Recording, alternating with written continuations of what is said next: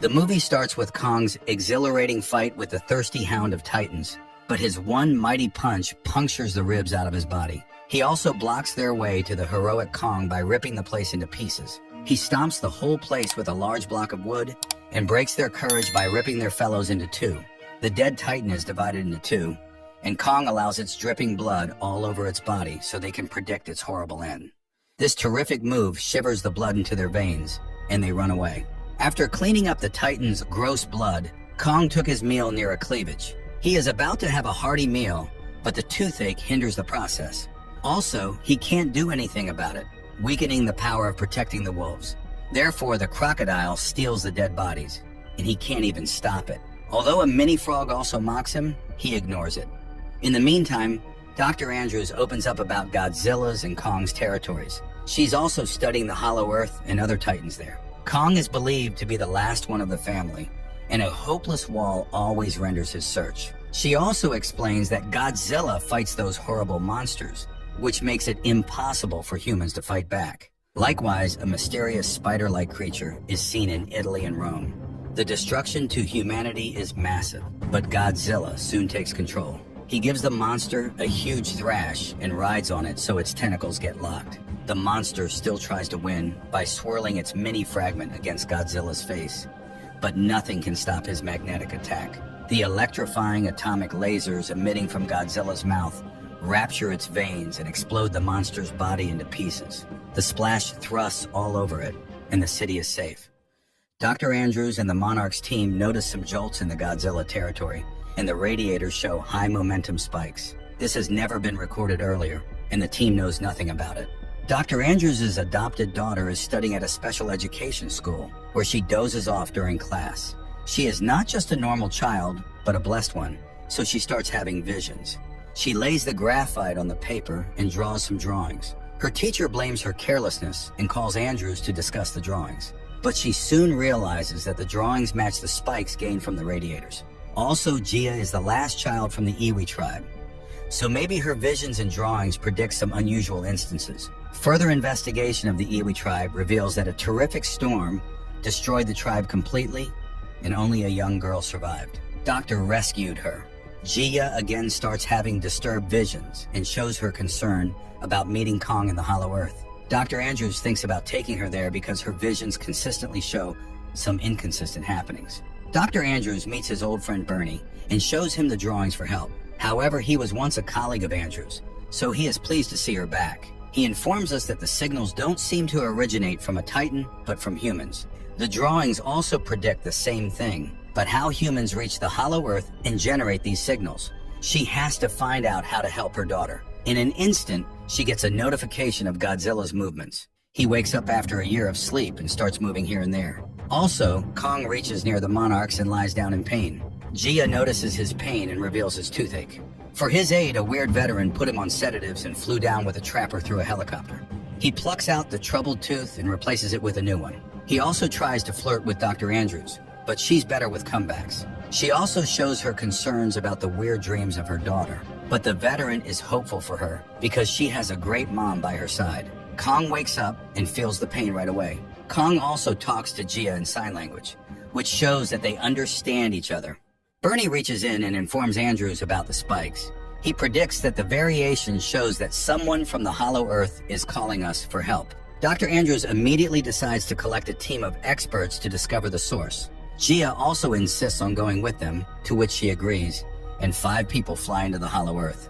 Bernie also joined after a convincing session with Dr. Andrews. Kong also joins in, and they fall into the diving hole from where Kong and Hollow Earth start.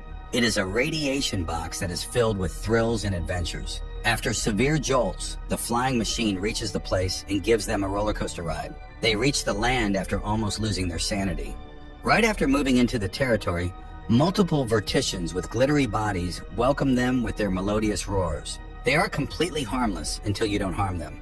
On the other hand, Godzilla has reached France's territory, causing extreme bioelectrical radiation. He magnifies the place with lurking sparks up to the sky and fuels the Earth for more. Monarch sends some radioactive missiles and bombard thousands of explosions at once. He absorbs the radiating energy and charges itself for an unknown purpose. They reach the Monarchy base, which was destroyed. The smoky burns touch the sky, and you can't imagine the amount of damage done by a human. They also find a huge paw on the wall nearby, which doesn't resemble Kong. This means they have another danger waiting for them. Meanwhile, Kong steps into his cave and finds the axe. He also notices a rare sparkling opening, compels him to jump in with his supportive shiny axe. An entity is a baby monkey walking out of the hazy land. Kong tries to befriend him, but he bites his finger and gets a loud thrash. His elders also find Kong here and attack him with all their mighty powers. But Kong manages to put them down with his powerful stomps and stem-winding thrashes. He also tries to keep one from falling, but gets revenge in return, so he deliberately pushes him down the hill. He also uses the baby monkey to splash them all when nobody respects his friendly hand. Baby monkey is still hiding, but Kong threatens to take him to his elders. Dr. Andrews gets some signals from a deep-down dungeon and commands the ship to get down. Gia also wants that because she is curious about what's inside. However, the landing is smooth, but the crazy land scares the wits out of them when a fleshy plant engulfs the pilot. They run to save their lives and calm down the freaking out Bernie. He doesn't want to be the food for some random plant, but others are motivated to find out the hidden secrets. Although monarchs are still tracking the absurd movements of Godzilla, they can't find clarity. However, it is pretty much clear that he is drowning down in the water to fight some mega titan, maybe the glittery water titan. Surprisingly, Gia finds a hidden human civilization underneath writings on a wall. They get to know that this place is way older than their lineage. They also find the mark of the Mother of Titans on a wall. Also, it can hold several secrets, so when trying to figure out the possibilities here, Gia finds a hint from a shiny bug. She activates a passing route to another mysterious place covered by a translucent shield. They poke a hole, and a bright sparkling light dazzles their eyes. They enter a magnificent, heavenly place. In the meantime, Kong follows the baby monkey because he wants to find his likes. But this little mischievous friend tries to entrap him into another gigantic titan's territory. It is a snake-like water creature with sharp dwindles and strangles himself against the Kong. But the heroic Kong splatters the monsters into pieces and intimidates the little monkey to guide the accurate route this time.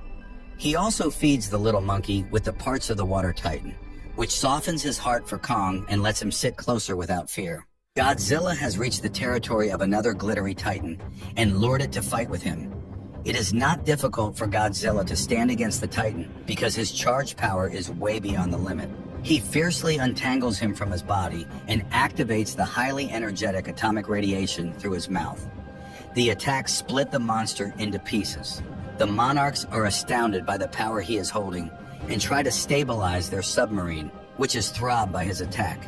On the contrary, Andrews and others are surrounded by some forest people. They abducted them to their place, which is carved with gemstones and ancient civilizations. They try to maintain eye contact so they can't be misjudged, but soon the queen reads Gia's hands. They get to know that Gia belongs to them, and she also feels a connection with these people. Hence, they have been sending signals to Gia for calling her here. The queen let them into a dark room enlightened by the shiny liquid.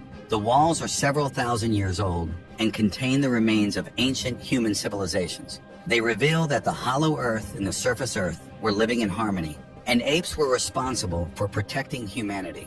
But one day, a giant furious ape calls out a battle between the worlds to win the surface world. He was named the Scar King, who is still ruling all other apes. Kong also reaches the land where his look-alike friends are doing laborious work. They are all under the rule of the Scar King and are obliged to follow his orders. Kong also saves an old ape from the bully, winning their hearts with his bravery. Although the actual power is still dominant, which is the Scar King who roams around here in his signature walk, he is wearing a bony weapon around his neck. He punishes the baby monkey by killing his dad for bringing a stranger into their territory. He also mocks Kong's fake teeth and induces rage in the air to make the fight more thrilling. He swirls down his weapon to mock the Kong, but he stops it with his bare hand. Although the weapon is attached to a sharp blade, it damages Kong's palm. A chill-spinning fight starts, and both strangle each other's throats. Kong fights equally in between the ignitions of magma layers and the king's followers. The Scar King finds the king competent, so he introduces his pet, Shimo. The Scar King can only introduce him because his weapon holds the magical stone. As long as the stone is carved into his weapons, Shimo will act obedient to him. The monster is covered in sparkly skin and tied with chains.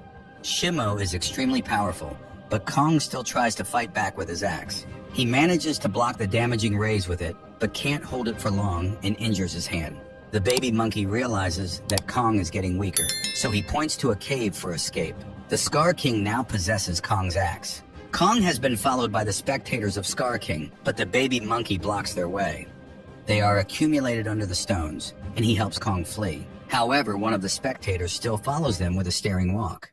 Dr. Andrews also reads the same scriptures on the walls, revealing that Godzilla is preparing to fight Scar King and Shimo, because he knows that he can't defeat the world's ancient titan Shimo with his power. Shimo, being the pet of the Scar King, makes him the most powerful titan in today's world. Therefore, they need to wake up the dead god Mothra, and only Jia can do that because he is one of the ancient Iwai of the ruined tribe. Hence the preparations for the ritual. In the meantime, Godzilla travels to places with high-quality plasma and radiation to absorb all the power. The Iwi tribe is helping Kong reach here soon because he is needed too. Therefore, they open a portal and injured Kong enters in with his new friend. The spectator also gets to know about the portal and informs his Scar King about it. He is super furious and set on his way to fight Kong on his beloved pet, Shimo. On the other hand, Kong is injured badly and informs Jia about his wounds. Godzilla has become extremely powerful and induces pink splinters on his back due to excessive radio absorption. Andrew's team is hopeful of trying an augmentation on Kong's injured hand. During this difficult time, they prepared it for so many years and he placed the electronic hand over Kong's actual hand. He feels even more powerful about it and is ready to fight the Scar King. But he needs to call Godzilla first, so he hopes to reach the surface of the earth in Egypt. He calls him with a loud roar, and Godzilla responds with the same frequency of scream. Hence, Godzilla reaches the pyramids of Egypt by destroying the shores and public places with his large paws. The Iwi tribes reach their sacred place for the ritual. Jia reaches for the top and touches the invisible sheet where Mothra is sleeping. She transfers her energy, and finally, the goddess of Titans is awake. The tribe closes the portal and lets Mothra reach the surface of the earth with Jia, where Kong is fighting with Godzilla. Kong tries to inform people about the danger of the Scar King, but Godzilla keeps throwing punches. Kong bears some of the rude blows, but then he starts sprouting his head with his electric throws. He tries to reel, but Kong doesn't stop until Mothra hops in and stops the fight. She informs us about the incoming danger. The Iwi tribe is about to close the portal for the Scar King by pouring red liquid into the magical fluid. The stones fly sky high to produce a protective shield, but the Scar King ruins everything. He throws a freezing attack and destroys the portal. The Scar King moves ahead to fight the Iwi tribe, but the Andrews team introduces thousands of Vetericians on the Scar King to distract him. He also brought a portal to fly away. Luckily, they were saved. In the meantime, Kong and Godzilla jump in and start a fascinating fight with the Scrawling King. Godzilla has the power to fight Shimo back, and Kong is even more powerful now, so beating Scar King is fun. They hound each other in the portal and fight each other back with electrifying attacks. Kong gets his axe back, and their weapons exhilaratingly touch each other with extreme powers and thrills. Baby monkeys also help against the Scar King. Godzilla fights back the freezing monster until Mothra hopes to help him escape the freezing storms. Suddenly, gravity lacks here and they can fall into the portals. All of them reach the earth, and the Scar King still wishes to rule the earth. He allows his pet to suck the energy of the sun and let the world freeze again. He wants to bring the ice storm back and somehow manages to destroy the beaches of Brazil. But Godzilla interrupts and casts some hard blows on his face. His teeth fell down, and Kong found the chance to laugh at him. The exhilarating fight between all the monsters pierces the city into pieces. Shimo again tries to numb Kong's hand with the ice attack, but Godzilla throws the same lasers to stop him. The baby monkey is still in the hollow earth, but finds the chance to bring Kong's weapon back to the surface of the earth. Kong is trying to destroy the sparkly diamond on the Scar King's weapon. Luckily, the baby monkey reaches on time and throbs it with Kong's axe. Surprisingly, Scar King loses all power, and Kong thrashes him all the way around. Shimo is free now, and his beloved pet's ice attack kills him. Kong destroys his existence, bringing the earth back to its normal position. Jaya is advised to live with her tribe and is happy to meet her people after all these years. Kong becomes the new empire of his territory and frees his people from the brutality of the Scar King. Shimo and Baby Monkey are his spectators now, and Godzilla finds a place to sleep for another year. If you love the movie, please comment. If you want us to cover more new release movies, subscribe to the channel. Thanks for watching.